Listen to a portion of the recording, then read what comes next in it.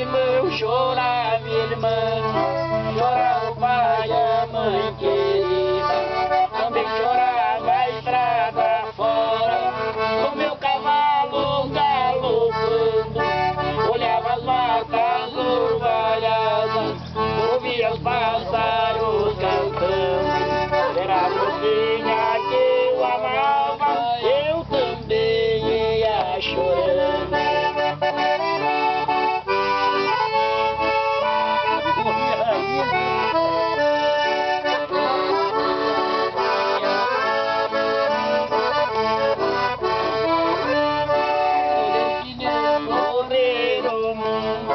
Família Geno e não voltei,